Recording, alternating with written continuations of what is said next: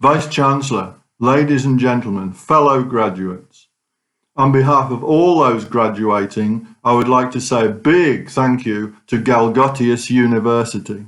The university is very much on the up at the moment in terms of academic performance and repute, so to be awarded an honorary doctorate at this time is a great honour. I've got my doctoral certificate here, and it's going to go up on the wall. This is in my home. It's going to go up on the wall behind me as soon as I finish this presentation, but it means an incredible amount for me. I would love to be with you, but because of the coronavirus situation, it's simply not possible. I just hope that before too long, a vaccine is produced which will allow me to travel and others to travel, of course.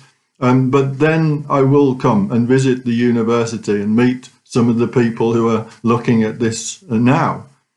It will require humans and technology working together to produce that vaccine. And in fact, I'm a professor of cybernetics, which is about humans and technology working together. So it's very much in this ilk.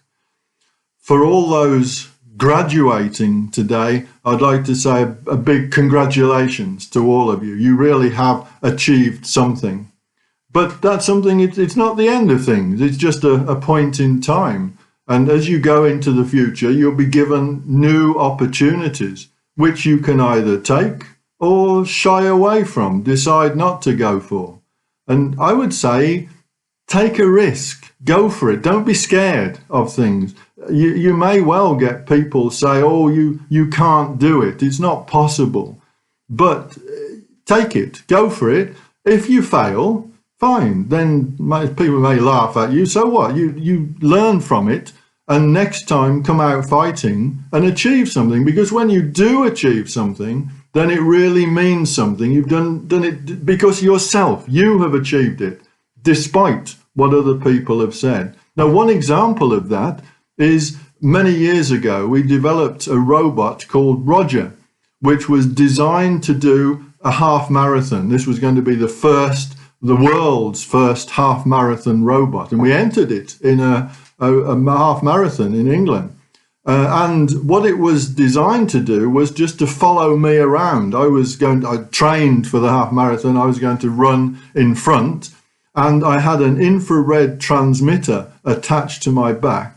And Roger, the robot, had an infrared receiver on the front. So it was just designed to track me on this infrared signal and stay 2 meters behind me at all times. So if I went faster, the robot would go faster. If I went slower, then the robot would go slower. And I went slower a lot more times than I went faster.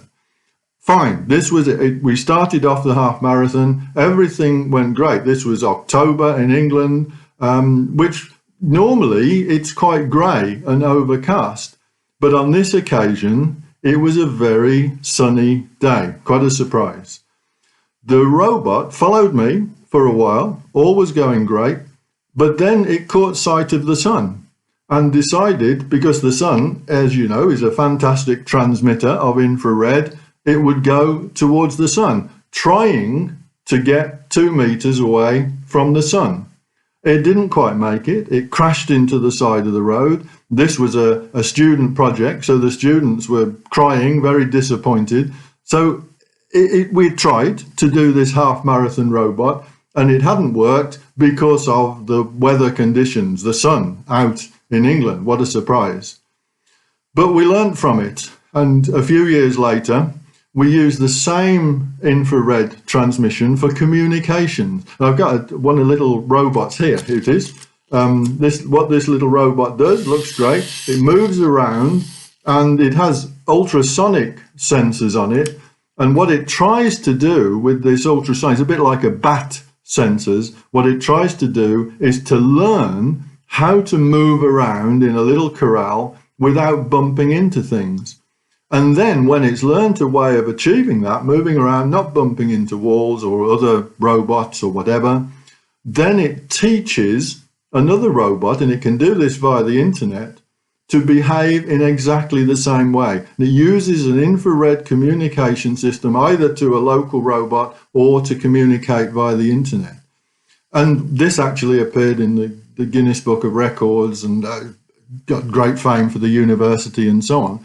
But it was using exactly the same technique, which in a way had failed as far as Roger the robot is concerned, but then it worked very well for the second. Now, let's move on a bit further. Another project, as far as I was concerned, was what's called the brain gate. This was an implant that was fired. You might still see some scars in my arm here.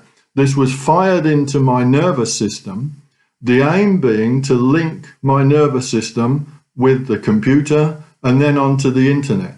And definitely for this, before this happened, I was told you can't do it. It's simply not possible. There are all these reasons why it's not going to work. You even things like financially, nobody's going to insure you. But I worked with surgeons on the project and we achieved it. The implant was fired into my nervous system. It was there for just over 3 months. An example, one of the things I was able to do, I went to New York, to Columbia University, and we put my nervous system via the implant onto the internet and linked to a robot hand, which I've got a hand here. I just happen to have a hand. There we go. We linked to a robot hand in Reading, in England, and when I moved my hand in New York, my nervous system signals, my neural signals, went across the internet, which was like extending my nervous system to move the robot hand in England. So effectively, I had a nervous system which went across the Atlantic Ocean, and I had another arm, a third arm, that was in England. And not only that, but in the hand we used, it had sensors on the fingertips, and we sent signals back across the internet to stimulate my nervous system in America so that I could feel how much force the robot hand was applying. Now, clearly that's useful for somebody that's lost their hand, but it's also possible to extend your body effectively via this implant. And it was something to actually achieve that and to feel, yes, despite people saying, no, it's simply not possible, we actually did it. We achieved it. And that will be the same for you. So really, I would say to you, all the graduates and even parents, whoever's watching, go for it. When you have a case, could I do this? Here's an opportunity. Could I do that? Don't question it. Just do it the best you can. If you fail, well, you've given it a try. If you don't fail, if you succeed, then great. Really enjoy your time because you've achieved it yourself. I think one of the things that experiment showed me when I was in the operation to have the implant put in my nervous system, it took 2 hours. And it was very much the surgeon was there, the anaesthetist, there was nurses, there was a whole team of people.